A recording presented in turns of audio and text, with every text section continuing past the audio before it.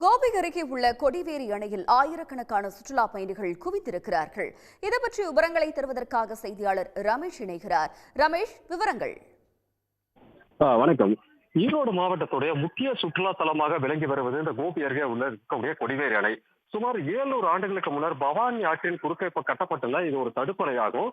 கிட்டத்தட்ட ஒரு 300 மீட்டர் நீளத்திற்கோ 15 அடி உயரத்திலிருந்து அருவி போல் தண்ணீர் கொட்டுவதால கடந்த சில ஆண்டுகளுக்கு முன்னர் வரை ஈரோடு மாவட்ட மக்களுடைய சுற்றுலா தலமாக மட்டுமே விளங்கி வந்த நிலையில் கடந்த சில ஆண்டுகளாக வெயிலின் தாக்கம் அதிகரிக்க தொடங்கிய பிறகு ஈரோடு மாவட்டம் மட்டுமின்றி கோவை, நீலகிரி, திருப்பூர், சேலம், கரூர், தருமபுரி, மதுரை உள்ளிட்ட பல்வேறு மாவட்டங்களிலிருந்தும் அதே போன்று கர்நாடக மாநிலம் மைசூர், பெங்களூர் உள்ளிட்ட பல்வேறு இடங்களிலிருந்தும் ஒவ்வொரு அரசு விடுமுறை மற்றும் பண்டிகை நாட்களிலும் கிட்டத்தட்ட சுமார் 10,000க்கும் மேற்பட்ட சுற்றுலா பயணிகள் குடும்பத்துடன் அணைக்கு வருகை தருகின்றனர். இந்த அணைக்கு வரக்கூடியவங்களுக்கு பெண்களும் குழந்தைகளும் கூட பாதுகாப்பாக குளிக்கக்கூடிய வகையில ஏற்பாடுகள் செய்யப்பட்டிருக்கிறதுனாலையும் 15 அடி உயரத்திலிருந்து அருவி போல தண்ணீர் கொட்டுறதுனாலையும் இங்க வரக்கூடிய சுற்றுலா பயணிகள் அந்த தண்ணீர்ல கிட்டத்தட்ட குறைந்தபட்சம் ஒவ்வொருத்தருமே ஒரு 3 மணி நேரம் 4 மணி நேரம் அந்த அருவி போலத்தை கொட்டுற தண்ணீரில் நின்று குளிச்சு ஆனந்தமா தங்க விடுமுறையை கழிக்கிறாங்க. அதே போன்று பாத்தீங்கன்னா இந்த கொடிவேரி அணையை சுற்றிலும் ஏராளமான மணல் பரப்பு, அதாவது கடற்கரையில் இருப்பது போன்றே மணல் பரப்பும் அமைந்திருக்கிறதாலையும் அந்த மணல் பரப்பு பாலத்தின் அடியிலும் சுவையான மீன் வகைகள் இருக்கிறதும் தின்பண்டங்கள் இருக்கிறதுனால அதை வாங்கி சாப்பிட்டுட்டு ஒரு கடற்கரையில அவங்களுடைய விடுமுறையை கழிப்பது போன்ற ஒரு உற்சாகமான மணலோட பொழுத போக்குறாங்க. அதே மாதிரி அணையின் மேல் பகுதியில பாத்தீங்கன்னா கிட்டத்தட்ட பரிசல் பயணிகளுக்கு மட்டுமே ஒரு 50க்கும் மேற்பட்ட பரிசல் ஓட்டிகள் இருக்காங்க.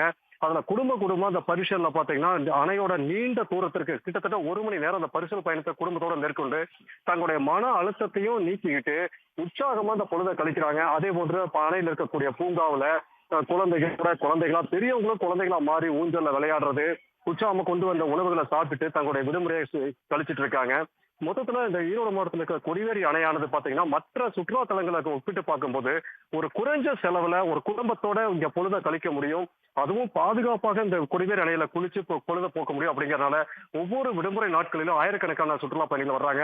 அதே மாதிரிதான் இன்னைக்கும் பல்வேறு மாவட்டங்களிலிருந்து சுமார் 8,000க்கும் மேற்பட்ட சுற்றுலா பயணிகள் காலையிலிருந்தே இந்த கொடிவேரி அணையில குவிஞ்சிருக்காங்க.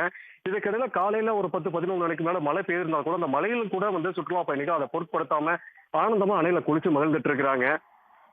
அதே மாதிரி அனைத்து வரவங்களும் தீவிர சோதனைக்கு பிறகுதான் அணையில போலீசாரும் அனுமதிக்கிறாங்க. தீயணைப்பு துறையினரும் சரி, பாதுகாப்பு பணியில போலீசாரும் 2 பக்கமும் ஈடுபடுத்தப்பட்டிருக்கிறாங்க. முழுமையா சுற்றுலா பயணிகள் அங்க வர்றவங்க பாதுகாப்பு கொடுக்கணுங்கிறதோட காவல்துறையும் ஒரு பக்கம், தீயணைப்பு துறை ஒரு பக்கம் கண்காணிப்பு பணியில் ஈடுபட்டு இருக்கனால இங்க முழுமையான ஒரு சுற்றுலா தலம் ஒரு பாதுகாப்பான சுற்றுலா தலமாக கொடிவேரி அணை விளங்குறதுனால நாளுக்கு நாள் இங்க வரக்கூடிய சுற்றுலா பயணிகள் எண்ணிக்கையும் அதிகரிச்சிட்டு இருக்கு. உடனுக்குடன் செய்திகளை தெரிந்து கொள்ள சன் நியூஸ் பெல் ஐகானை கிளிக் பண்ணுங்க.